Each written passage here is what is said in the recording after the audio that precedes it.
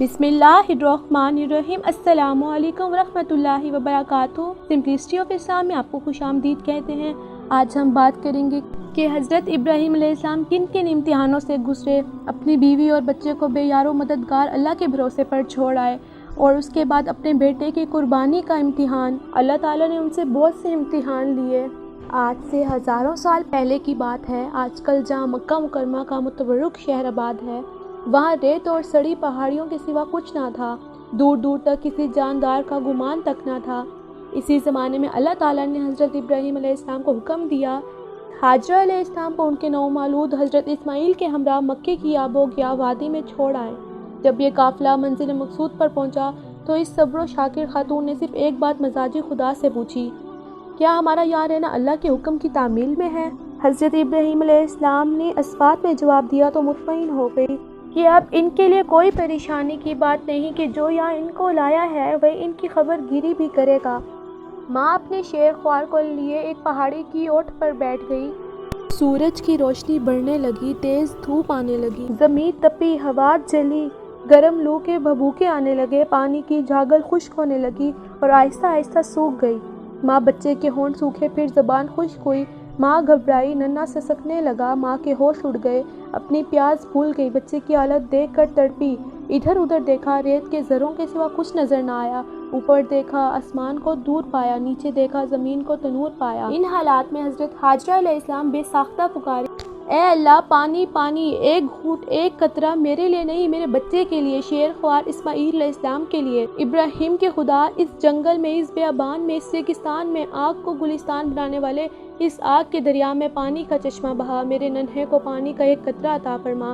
اللہ تعالیٰ مجھے اپنی جان کی پرواہ نہیں، اس ننھی جان پر رحم فرما۔ حضرت ہاجرہ علیہ السلام پریشانی کے عالم میں کبھی صفا کی پہاڑی پر جا کر دیکھیں، کبھی مروہ سے کہ شاید کہیں پانی یا آنے والا کوئی شخص نظر آ جائے جس سے وہ مدد لے سکیں۔ وہ اس طرح پہاڑوں پر دوڑ رہی تھی کہ 6 پھیرے مکمل ہو گئے، 7ویں مرتبہ خدا سے دعا کرتی ہوئی دوڑی۔ آخرکار جب 6 چکر مکمل ہو گئے تو اللہ تعالیٰ کی رحمت کو جوش آیا اور حضرت ہاجرہ 7واں چکر مکمل کر کے واپس آئیں تو ایک خوشگوار منظر دیکھا کہ بچے نے پیاس کی شدت میں جہاں ایڑیاں رگڑی تھیں وہاں سے پانی ابل رہا ہے۔ رحمت الہی کا یہ عجیب منظر دیکھ کر حضرت ہاجرہ نے اللہ کا شکر ادا کیا، ان اللہ علی کل شیء قدیر، بے شک اللہ ہر چیز پر قادر ہے، اور پانی کو روکنے کے لیے چشمے کے گرد منڈیر بنانے لگی۔ پانی مسلسل ابل رہا تھا۔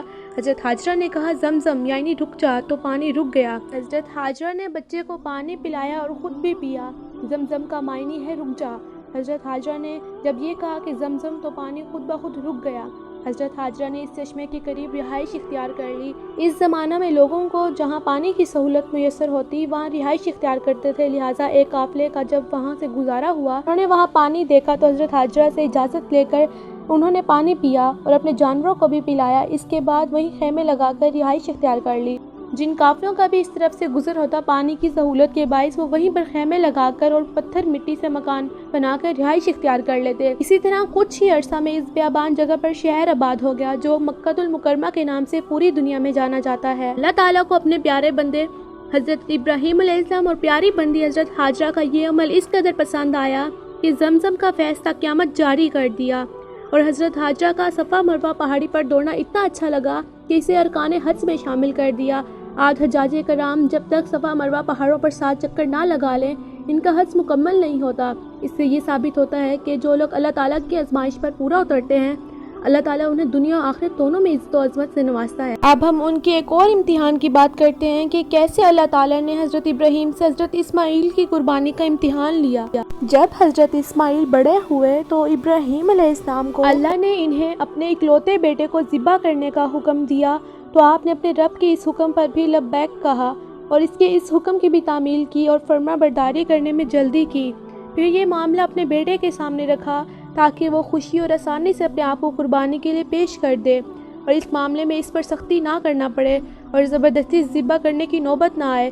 اس لیے حضرت ابراہیم علیہ السلام نے اپنے بیٹے سے کہا کہ اے میرے بیٹے، میں خواب میں اپنے آپ کو دیکھتا ہوں کہ میں تجھے ذبح کر رہا ہوں، بتا تیری کیا رائے ہے؟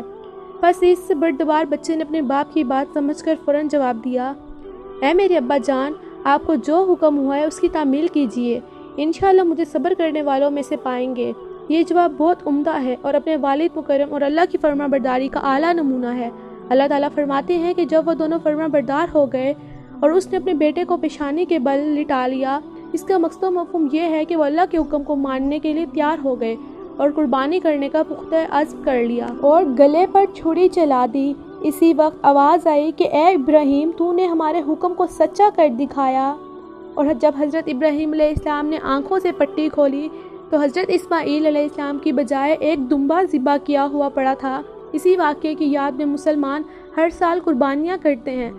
حضرت ابراہیم علیہ السلام اور حضرت اسماعیل علیہ السلام کی زندگی سے ہم کو بہت سبق ملتے ہیں۔ حضرت ابراہیم نے ہم کو سکھایا کہ اللہ کی رضا کے لیے ماں باپ کو چھوڑا جا سکتا ہے، اپنے ملک اور برادری کو خیر بات کہا جا سکتا ہے، اپنے بچے اور بیوی کو جنگل میں بے سر و سامان چھوڑ کر ان سے بھی پیٹ پھیری جا سکتی ہے۔ اللہ تعالیٰ اگر کسی مسلمان کا امتحان لیتے ہیں اور اس میں وہ کامیاب ہو جاتا ہے تو اللہ تعالیٰ اس کو پھر اور زیادہ نعمتیں دیتے ہیں۔ لائک کریں، کمنٹ کریں، شیئر کریں، سبسکرائب کریں۔ شکریہ۔